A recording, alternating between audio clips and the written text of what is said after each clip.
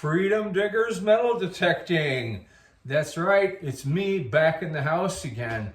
It's been a while. Actually, I kind of ran out of ideas and stuff to talk about, but I have a good one. Let's dive right in. Upgrading. Is it time to upgrade? Do you want to upgrade? We're going to kind of touch on that a little bit. Before I start, let me poke at you with a little bit of information. You may know, you may not know, I happen to have a Facebook group known as Michigan Freedom Diggers Metal Detecting. Don't let the Michigan name steer you away. If you're looking for a really great group to be part of, come on by and check it out. Lots of great stuff in there, and a great group of people that are turning up some awesome finds all over the country, actually. All right, let's get to the meat and potatoes. So it's that kind of that time of year right now where people like to think about upgrading. You're getting your Christmas bonus, and there's gift giving going on. And of course, everybody likes the latest shiny new thing. Well, before you part ways with your hard-earned cash, try to put a little bit of thought into it so that first off, you're certain that you really want to upgrade, and second off, that the upgrade that you're making makes sense. So we'll start with the first part. Do you really need to upgrade? What is it that's making you feel like you need to upgrade? What is it that the machine you're using now you feel is lacking? If it's depth, a lot of times a bigger coil can get you that extra depth that you're looking for and make some of those sites that you feel like are hunted out or that are hiding some secrets, give it up. Try that. A bigger coil is a lot cheaper than upgrading to a brand new machine. Okay, target separation. Maybe you're looking for more target separation. There's upgrades out there that'll get you better separation, that's for sure. But maybe going in the opposite direction with a small coil is going to get you the separation that you need in those trashier areas. Sometimes there's a simpler solution than jumping into something else. People are quick to jump ship sometimes though, and they often find out that they spent extra money and now they got to learn something all over again, and it's just not as much fun as it was before. What about how heavy the machine is? Some people upgrade for that reason.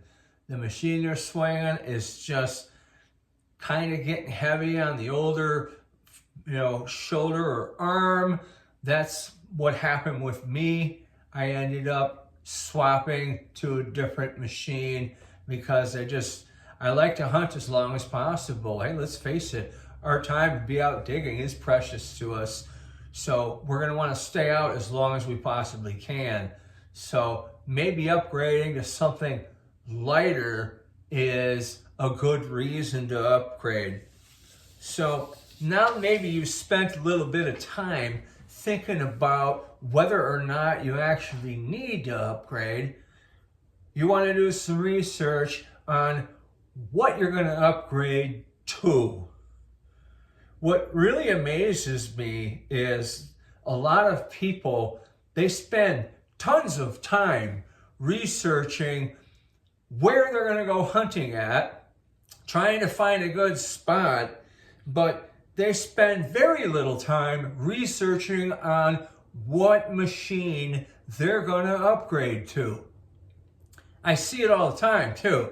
I'll see it on the different groups. Someone will show up and they'll be like, hey, I just picked up a brand new insert name of complicated machine with a huge learning curve, and I have no idea how to use this thing.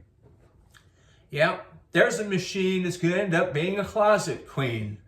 Definitely. Don't let that happen to you. Ask around. get on some of these groups before you pull the trigger on something. A lot of upgrades, you're talking about some money here. Ask people, hey, I'm thinking about upgrading to, an Equinox 900. Right now, I'm swinging an 800. Is this a smart upgrade? Is it worth the extra money? Maybe look on YouTube and see if there's any videos to cover that subject. Hint, hint, I have one that covers that exact subject with those machines. Anyways, that's a little shameless plug for you. It's a good idea too, if you have a dealer that you work with, not some guy sitting in his living room that sells machines on the side. I'm talking about somebody that's heavily involved in the hobby, who is a known name in the hobby. Talk to them. I happen to use Heath Jones with History Seekers metal detectors. If you're looking to upgrade and you're not sure what direction to go, there's a guy with like 35 coming up on years of knowledge in metal detecting. Knows all the different machines and all the little idiosyncrasies about them, and a lot of stuff that, well, let's just put it this way. The manufacturer might not tell you about the machine. He'll give you the straight scoop on them. Okay. So you've asked around and you're kind of getting ready to pull the trigger on things. Another thing you want to make sure is that you don't make a lateral move. What I mean by a lateral move is that you buy something that is pretty much the equal of what you've been swinging, or it's really close to being an equal. Kind of like going from like maybe an Equinox 800 to a Legend. They're pretty similar. I'm probably going to catch some hate for this comment, but they're real close. Personally, I would probably choose the 800, but they're about neck and neck in many categories from what I've seen on the internet. You also don't want to make too high of a leap. I did that. I ended up going from a White's MX Sport to a Mind Lab Manticore. And I got the Manticore right when they first came out. Thing hadn't even been updated yet, and I had it in my hands. And I'll tell you what, wow, was I ever in over my head. I backed off to the Equinox 900, and guess what? I'm happy. The 900 is delivering everything I need in an upgrade. I didn't really think about everything that I wanted in an upgrade. I aimed a little too high. Don't do that, because once you open that box and take that machine out and swing it around a little bit, it's going to lose value. I didn't lose a whole lot when I sold my Manticore, but I lost about enough to buy a decent metal detecting shovel. And it wasn't the most pain-free transaction ever. So it's just some stuff to keep in mind if you're looking at upgrading. Make that decision carefully and put a little bit of research into it and try to be logical. Do a little more logical thinking and a little less emotion-based thinking. Now, we can just get people to do that when it comes time to elect somebody president. Anyhow, with that, I'm going to call it a night. Hope all you are getting out there towards the end of the season here, at least in my part of the country, and finding some great stuff. And, of course, keeping it dig free or die. We'll see you next time on Freedom Diggers Metal Detecting. Thanks for watching.